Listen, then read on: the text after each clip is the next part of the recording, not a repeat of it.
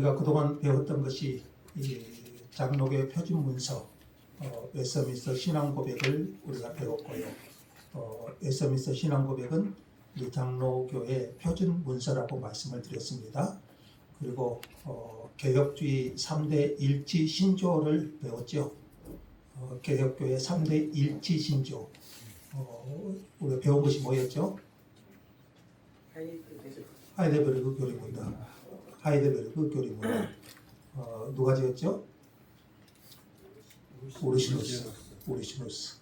그 다음에 우리가 지난주까지 배웠던 교리가 도르트 신조, 도르트 총회에서 작성된 거죠.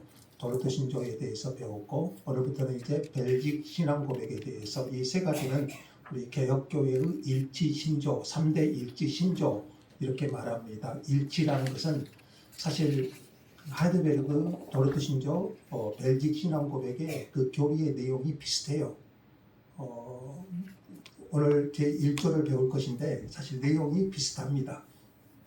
그리고 또 가장 성경의 기초에서 작성된 교리, 그래서 우리 개혁교회 3대 일치 신조 말합니다. 하이데베르그 교리문답, 도르트 신조, 벨직 신앙 고백 이렇게 세 가지를 이렇게 말하고 있습니다. 자, 벨직 신앙 고백, 벨직 컨페션. 작성자는 기도 드 브레, 기도 드 보레. 좀 어렵죠. 기도가 우리 성경에 나오는 가이오예요. 가이오. 영어로 보면 가이오입니다. 가이오. 오늘 성경에 나왔죠. 가이오. 기도가 가이오 드 브레 이렇게 되어 있고, 작성 용도는 1561년도인데 3대 일치 신조 중에서 가장 먼저 작성된 신앙 고백입니다. 자, 작성 지역은 오늘날 벨기에 지역인데 당시는 네덜란드에 소속되어 있었고요. 그래서 벨직 신앙 고백 이렇게 말합니다. 당시 이제 이 네덜란드 벨기에 지역은 천주교의 박해가 굉장히 심했습니다. 자, 그 박해 속에서 십자가 아래에 있던 교회들의 신앙을 변호하기 위해서 작성되었습니다. 그래서 이 벨직 신앙 고백을 통해서 십자가 아래에 있던 교회의 신앙을 변호하는 교리로 작성되었습니다. Churches on the Cross. 십자가 아래 있는 교회, 그 교회를 변호하기 위해서 작성된 신조라고 할 수 있습니다. 자, 오늘날은 이제 박해는 없지만 오늘 우리가 왜 이 벨직 신앙 고백을 배워야 될까요? 오늘 우리에게는 박해는 없지만 여러 가지 세속주의와 물질주의 그리고 각종 이단 세력에 의해 위기 속에 있습니다. 우리 한국 교회가. 자, 그래서 우리 벨직 신앙 고백을 통해서 이 시대 우리 교회가 무엇을 믿어야 되고 무엇을 믿고 우리가 믿는 바가 무엇이고, 이 교리를 공부하는 것은 바로 그거죠. 교회가 무엇을 믿고 우리가 믿는 바가 무엇인지, 그리고 교회가 지켜야 될 가치가 무엇인지 그것을 배울 수가 있습니다. 결국 기도 드 브레는 순교당합니다. 이 벨직 신앙 고백을 남기고 순교당합니다. 그리고 그가 했던 말이 유명하게 내려오는데 그는 이렇게 말합니다. 진리를 위해서라면 등에 채찍을 맞아도, 혀가 칼로 찔려도, 입을 지지고 막아도, 우리 온몸이 불살라지더라도 진리는 양보할 수 없다. 이렇게 고백합니다. 자, 벨직 신앙 고백의 특징을 잠깐 살피면요, 굉장히 성경 중심적입니다. 물론 3대 일치 신조가 성경을 벗어나지 않습니다. 그래서 저는 항상 교리 공부를 하면서 말씀드린 것이, 저는 칼빈주의자가 아닙니다. 저는 개혁주의자도 아닙니다. 저는 성경주의자입니다. 성경주의자입니다. 그럼 왜 3대 일치 신조 또 벨직 신앙 고백을 배우느냐? 그것은 이것이 가장 성경적이기 때문입니다. 그래서 매우 성경 중심적이라고 할 수가 있고요. 그 다음에 변증적 성격이 강합니다. 이 벨직 신앙 고백은 당시 십자가 아래에 있던 교회들을 변호하기 위한 신앙 고백이기 때문에 변증적 성격이 강하고요. 특별히 균형 잡힌 교회론을 물론 다른 신앙 고백도 그렇습니다만은 벨직 신앙 고백은 균형 잡힌 교회론을 굉장히 강조합니다. 특별히 이 벨직 신앙 고백은 참된 교회와 거짓 교회의 구분을 해놓습니다. 참된 교회가 무엇이고 거짓 교회가 무엇인가, 그것을 특별히 벨직 신앙 고백이 우리에게 가르쳐 줍니다. 그래서 이 고백을 배우면 참된 교회와 거짓 교회를 구별할 수 있습니다. 지금 제가 여기서 다 말하면 고백할 때 배우니까요. 그것을 우리가 생각할 수가 있고, 그 다음에 개혁교회 3대 일치 신조라고 말씀을 드렸죠. 세 가지 뭐였죠? 하이데베르그, 도르트 신조, 벨직 신앙 고백, 이 세 가지 우리가 꼭 배워야 됩니다. 이 세 가지는 개혁교회 3대 일치 신조이기 때문에 꼭 배워야 됩니다. 그래서 벨직 신앙 고백을 한마디로 말한다면 개혁교회 신앙을 성경적으로 정리하고 변호한 37개 조항의 신앙 고백서, 개혁교회 신앙을 성경적으로 정리하고 변호한 37개 조항의 신앙 고백서, 이게 뭐라고요? 벨직 신앙 고백, 이렇게 말합니다. 자, 그래서 총 37개 조항으로 벨직 신앙 고백은 구성되어 있습니다. 제가 나눠드린 프린트물 잘 참고하시고 가지고 다니면서 읽으시면은 너무 한마디 한마디가 은혜가 있어요. 네. 자, 제1조, 오늘 제1조를 배웁니다. 벨직은 이제 1조, 2조 이렇게 나갑니다. 보통 1항, 2항 이렇게 나가는데, 제1조는 유일하신 하나님에 대해서 말합니다. 자, 같이 한번 제1조를 같이 한번 읽어보겠습니다. 다 같이요.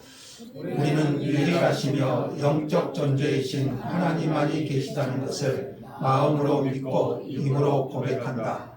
그분은 영원하시며 다 알 수 없으며 보이지 않으시며 불변하시고 무한하시고 전능하시고 완전히 지혜로우시며 공의로우시고 선하시고 모든 선에 충만한 근원이시다. 그래서 많이 들어보셨죠? 하이델베르크에서 들어보셨고 도르트 신조에서도 배웠고요.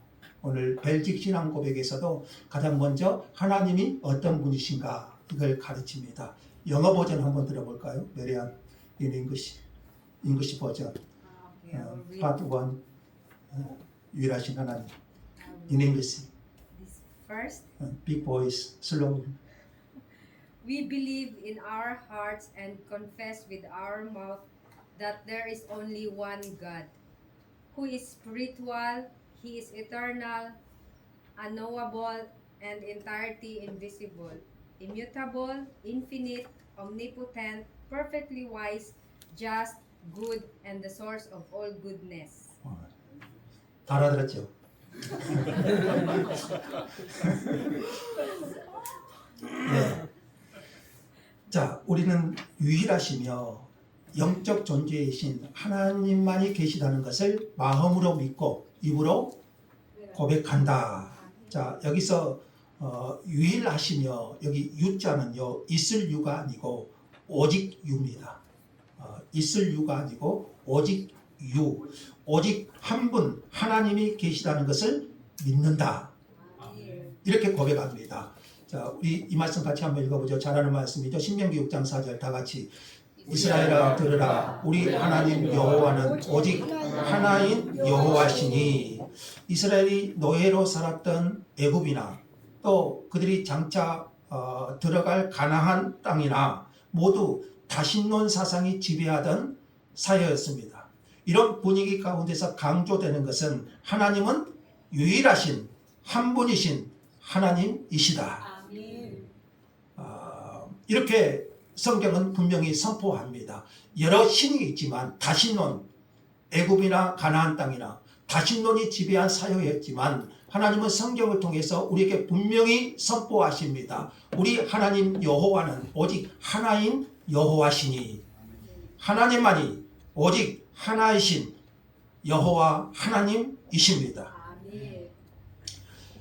그런데 그 이후에 성경 계시가 진전되면서 한 분 하나님이 계시는 존재 방식, 하나님은 한 분이신데 그 한 분 하나님이 존재하시는 그 존재 방식이 성부, 성자, 성령 삼위로 계신다는 것을 계시하셨습니다.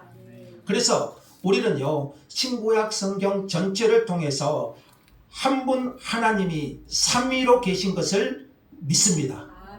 하나님은 한 분이신데 한 분이신 하나님이 삼위로 계심을 믿고 고백합니다. 이것이 우리 신앙 고백의 핵심입니다. 하나님은 한 분이시다. 우리는 그것을 믿고 고백합니다.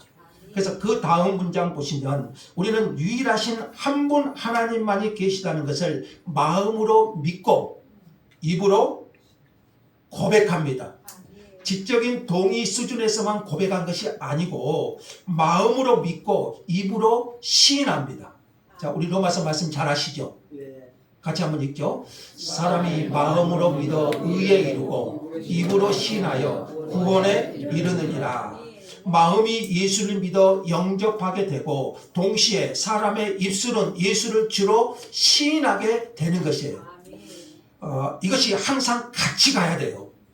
마음 따로 입 따로 가는 신앙은 잘못된 거예요. 마음으로 믿은 것은요 입으로 고백되어 나온다고 말합니다. 그래서 마음으로 고백할 뿐만 아니라 입으로 시인하는 거예요. 그러니까 마음 따로 입 따로 가는 신앙이 아니라 마음의 고백이 입으로 고백되어지는 신앙을 말하고 있는 거예요. 자, 그러면 이 하나님은 유일하신 하나님이시고요. 그 다음에 영적 존재이신 하나님이시죠. 하나님은 영적 존재라고 말합니다. 자, 첫째는 하나님은 유일하시고 그리고 하나님은 영적인 존재. 영적인 존재라는 것은 뭐죠? 우리 뒤에 한번 스트레칭 한번 하실까요? 잠도 깨시고. 자, 앞뒤로.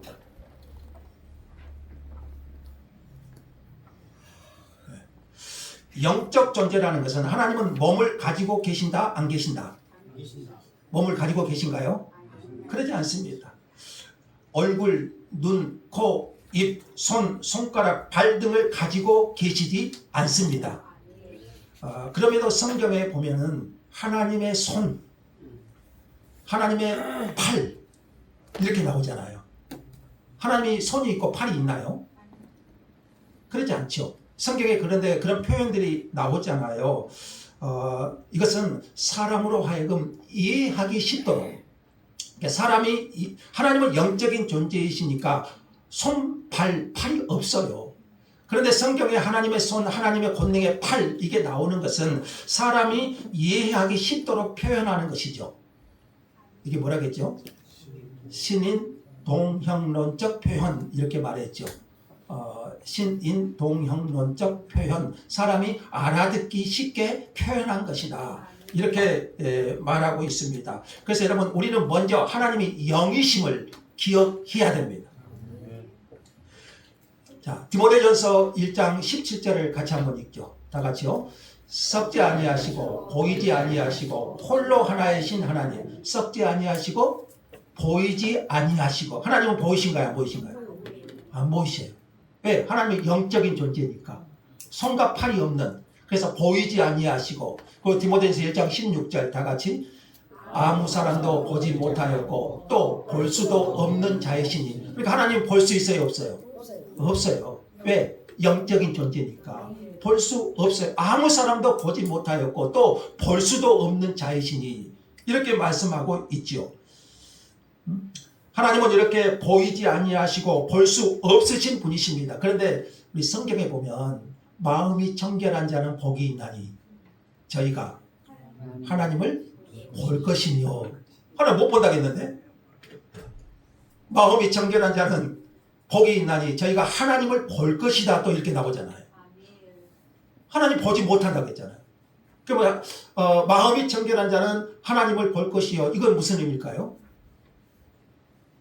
이것은 우리가 영광 가운데 계신 하나님과 교제한다는 것이죠. 또 하나님을 안다는 것이죠. 우리가 영적인 눈이 열어지면 홀로 하나이신 영적으로 존재하신 그 하나님을 알고 보게 되는 것입니다. 그래서 여기서 그러니까 본다는 마태복음에서 본다는 것은 영적으로 우리의 눈이 열려서 그 영광스러운 하나님을 영적으로 본다는 그런 의미를 가지고 있죠.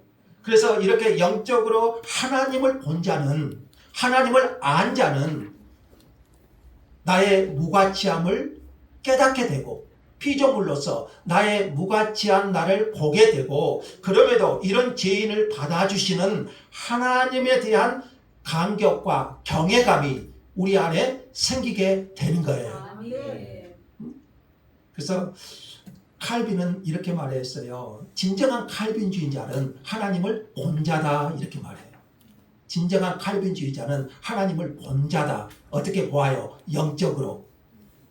형상으로 보는 것이 아니라 영적으로 하나님의 홀로 하나이신 영광스러운 하나님을 보게 된다는 거예요. 그런 사람은 어쩌겠어요? 피조물의 연약함을 깨닫게 되고, 그럴지라도 그런 나를 받아주시는 하나님으로 인한 감격, 경외심이 생겨지게 되는 것이죠. 자, 그리고 그 하나님은 어떤 하나님이십니까? 영원하시며 다 알 수 없으며 보이지 않으시며 불변하십니다. 그러니까 하이드벨리 할 때 그랬죠. 하나님이 어떤 분이신가? 영원하시고 불변하시고 무한하신. 그렇게 우리가 배운 적이 있는 것 같아요. 자, 벨직 신앙고백도 비슷합니다. 하나님은 영원하시며 영원하신 하나님. 자, 우리가 영원하면 여러분 어떤 생각 듭니까? 영원하다. 보통 하면은 영원한 끝없이 계속되는 시간. 우리 인간은 그렇게 생각하거든요. 영원하다. 시간이 끝없이 계속되는 시간만을 생각합니다. 근데 여러분, 시간을 창조하신 분이 누구신가요? 하나님이시죠? 근데 하나님은 시간을 창조하신 분이시기 때문에 시간에 종속되는 분이 아니시고 시간을 초월해서 계십니다. 저는 이 영원성을 설명하기가 가장 어려워요. 좀 설명하려고 그러니까. 그래서 하나님은 시간을 창조하신 분이세요. 그러니까 시간에 종속되는 분이 아니시고 시간을 초월해서 계시는 분. 그러니까 항상 말씀을 드리죠. 과거와 현재와 미래에 동시적으로 계시고 또 시간 밖에도 계신 분이세요. 그러니까 하나님 안에서는 과거, 현재, 미래가 하나예요. 그러한 하나님의 상태를 시간에 종속된 인간이 이해하기는 어려워요. 우리 시간에 종속되어 있기 때문에 어렵습니다. 자, 이렇게 우리가 하나님의 영원하심을 생각할 때 우리가 절실하게 깨닫는 것은 인간은 아무것도 아니라는 거예요. 자, 하나님은 영원하신 하나님이십니다. 그래서 히브리서는 그렇죠. 어제도 계시고 오늘도 계시고 영원히 계실 분. 예, 그 하나님, 시간의 초월자, 시간을 초월해서 계시는 그 하나님이심을 우리에게 보여주시고요. 그리고 그 다음 문제는 뭐죠? 이 하나님을 다 알 수 없으며 하나님의 존재나 속성이 무한하기 때문에 우리로서는 다 알 수 없습니다. 여기 보면 다 알 수 없다고 했지요. 하나도 알 수 없다고 하지는 않았습니다. 다 알 수 없어요. 왜요? 하나님 존재 자체가 무한하시잖아요. 영원하시잖아요. 자, 우리가 그러나 말씀을 통해서 하나님의 어떤 분이심을 알아갈 수 있습니다. 또한 우리 삶 속에서 체험적으로 하나님을 알아갈 수도 있습니다. 그럴지라도 그 하나님에 대한 우리의 지식은 지극히 일부분이에요. 나 자신도 잘 알지 못하는데 우리가 어떻게 그 무한하신 하나님을 우리가 어떻게 다 알 수 있겠어요? 그래서 하나님은 무한하신 분이기 때문에 그 하나님을 알려면 우리도 무한해야 돼요. 그 무한하신 하나님을 우리는 다 알 수 없는 분이셔요. 우리 옆 사람만 봐도 다 알 수가 없어요. 부부간에도 다 알 수 없는 것이 인간이에요. 근데 어떻게 우리가 하나님을 다 알 수 있겠습니까? 그 무한하신 하나님을. 자, 그 다음에 또 하나님은 어떤 분이라고 했죠? 보이지 않으시며, 보이지 않으시며. 여기서 이제 보이지 않으시며 이 말은 하나님은 영이시기 때문에 이제 안 보인다는 의미도 있지만은 하나님은 보이지 않으시죠. 왜냐하면 영이시기 때문에. 그런 의미도 있지만은 이제 여기서 보이지 아니하시는 분, 이것은요 우리의 생각과 이해와 심지어는 우리의 상상으로조차도 다다를 수 없는 곳에 계시는 두려움과 경건의 대상이라는 것을 보여주십니다.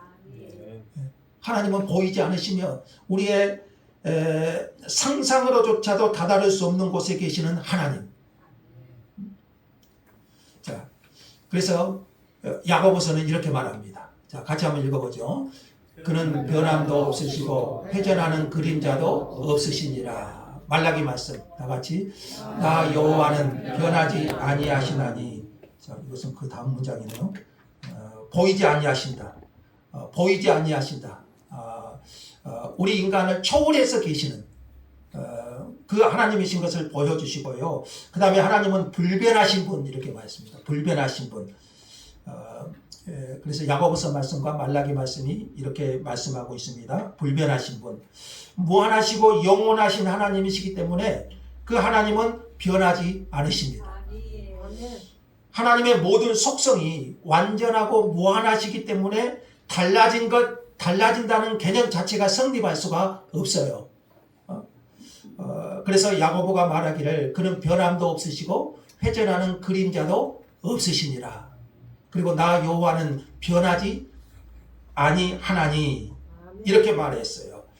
자, 인간은 변합니다. 그러나 하나님은 변하실까요? 변하지 않으십니다. 우리는 흔들려도 하나님은 흔들리지 않습니다. 그래서 성도는 상황이 아니라 하나님을 붙드는 사람입니다. 변하지 않으시는 하나님. 그 변하지 않는 하나님을 붙드는 것이 우리의 신앙이라고 할 수가 있겠지요. 자, 그 다음 문장 한번 읽어봅시다. 다 같이. 무한하시고 전능하시고 완전히 지혜로우십니다. 이렇게 했죠. 무한하다. 하나님의 모든 존재와 속성에 한계가 없다는 것입니다. 무한하다. 시간에 무한하신 것을 이거 뭐라고 할까요? 영원이라고 그러고요. 시간에 무한한 것을 영원이라고 그러고 공간에 무한하신 것을 뭐라고 그러죠? 편재성 그러잖아요. 공간에 무한하신 것을 편재성, 편재 이렇게 말하고요. 그래서 하나님은 뭐 한국어만 계신가요? 미국에도 계시고 러시아에도 계시고 그러잖아요.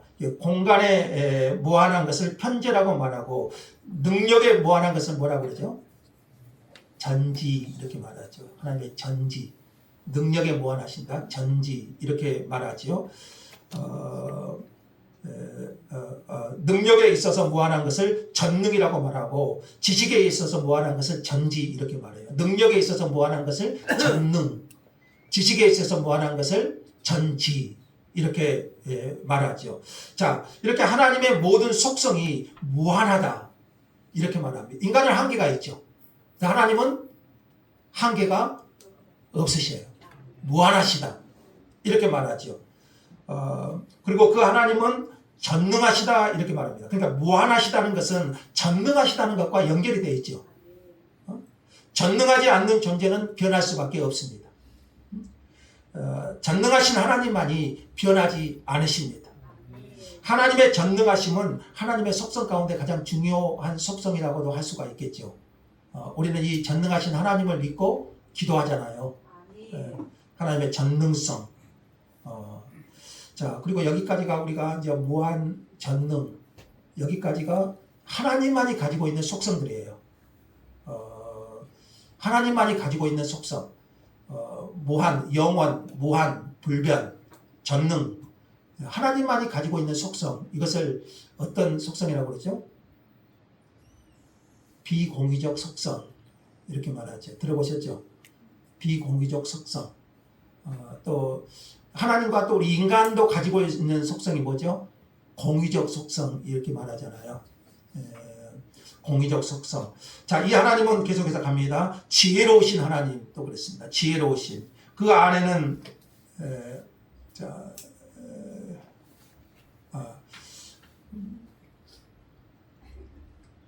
하나님은 지혜로우신 하나님이시다. 여기서 단순히 뭐 하나님의 지혜, 근원 이런 뜻도 있지만 하나님의 지혜로우시다는 것은 세상에 최고의 계획을 세우시고 그 계획대로 세상을 창조하시고 지금도 섭리하고 계신 것을 말합니다.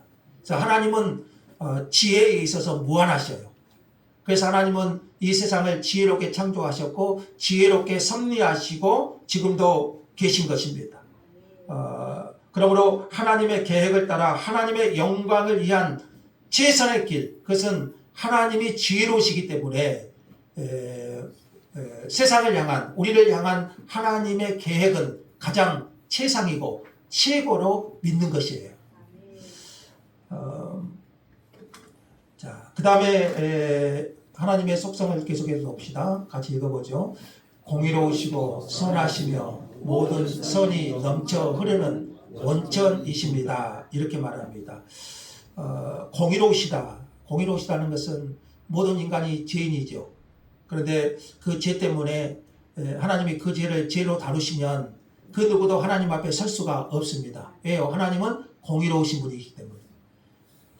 죄는 반드시 심판하시는 하나님이시기 때문에. 그러나 이런 우리가 하나님 앞에 용납될 수 있는 것은 그리스도의 대속의 은혜 때문입니다. 그리스도께서 십자가를 통해서 하나님의 공의를 만족시키고 우리를 기쁘게 용납해 주신 것입니다. 이것을 우리는 하나님의 의 이렇게 표현하잖아요. 그래서 우리는 죄인이지만, 그래서 하나님의 심판을 받아야 되지만 그리스도께서 내 대신 모든 의를 이루심으로 그 예수 그리스도를 믿는 자는 하나님이 용납해 주시는 것입니다. 그러나 그 예수 그리스도를 믿지 않는 자는 하나님의 공의로 그들을 심판하십니다. 그러니까 이게 공의죠. 공의는 어떤 분은 그래요. 하나님은 사랑이시기 때문에 지옥이 없다, 심판이 없다 이렇게 말해요. 근데 여러분, 그가 모르는 것이 뭐예요? 하나님은 공의로우신 하나님이에요. 공의로우신 하나님. 공의는 뭐예요? 그래서 죄는 반드시 심판하시는 거예요. 우리는 예수 그리스도로 용납함을 얻었지만, 그러나 예수 그리스도를 믿지 않는 자들은 심판이 내려질 수밖에 없다는 것. 이게 하나님의 공의잖아요. 자, 그리고 하나님은 선하시다. 이 선하시다는 말은 하나님이 선하시기에 그분의 인도하심도 선합니다. 하나님은 선하시다. 저 이 말 상당히 좋아하거든요. 우리 시편 공부할 때도 여러분 수요일에 오신 분들은 좀 기억나시죠? God is good 그러잖아요. 하나님은 선하시다. 그 다음에 뭐였죠? All the time 그러잖아요. All the time. 하나님은 모든 순간에 선하시다. God is good all the time. 하나님은 모든 순간에 선하시다. 이렇게 선하다는 것이 착하다 그런 의미보다는 하나님이 가장 합당한 길로 인도해 가신다는 거죠. 우리가 당장 생각하기는 왜 하나님이 이렇게 하실까? 왜 하나님이 나를 이렇게 인도하실까? 우리가 그렇게 생각할 수 있습니다. 그러나 우리 이제 돌아보면 하나님이 완전히 지혜로우신 분이잖아요. 또 선하신 분이시고, 그러니까 우리가 인생을 돌아보면 하나님이 무한하신 지혜로 우리를 인도해 주셨구나. 우리는 그렇게 깨닫게 되는 것이에요. 그래서 오늘도 하나님은 선하시다. 내 인생에 왜 이렇게 내 인생을 이루어갈까? 우리는 이렇게 인간편에서 생각하지만 하나님 편에서 보면 무한히 지혜로우시고 무한히 선하신 하나님께서 가장 합당한 방법으로 오늘도 우리를 인도해 가고 계신다. 우리는 그 하나님을 믿습니다. 그래서 우리는 하나님은 선하시며 때로 이해되지 않는 상황 속에서도 우리는 하나님을 신뢰할 수 있습니다. 우리를 신실하게 인도하시기 때문이에요. 자, 마지막 고백을 볼까요? 모든 선이 넘쳐 흐르는 원천, 이렇게 말했습니다. 자, 야고보서 1장 17절 말씀 같이 읽겠습니다. 온갖 좋은 은사와 온전한 선물이 다 이로부터. 모든 선이 넘쳐 흐르는 원천, 이분이 누구시라고요? 하나님이라는 거예요. 모든 선의 원천, 그러니까 단순히 선을 가지신 분이 아니라 모든 선의 원천. 그래서 온갖 좋은 은사와 온전한 선물이 다 위로부터, 이렇게 말합니다. 자, 그러므로 우리가 우리의 삶에 메마른 갈증이 찾아올 때 다른 곳에서 선한 것을 찾지 마십시오. 모든 선한 것의 원천이 하나님께로부터 나옵니다. 그러므로 우리는요, 그 하나님으로부터 오직 하나님의 선을 구해야 되는 거죠. 하나님의 선의 원천이니까 우리에게 필요한 모든 것, 온갖 좋은 은사와 온전한 선물이 다 이로부터 주어진다고 했습니다. 그래서 우리가 다른 데서 찾은 것이 아니라 하나님으로부터 그 선한 것을 기도해야 되고 구해야 될 줄로 믿습니다.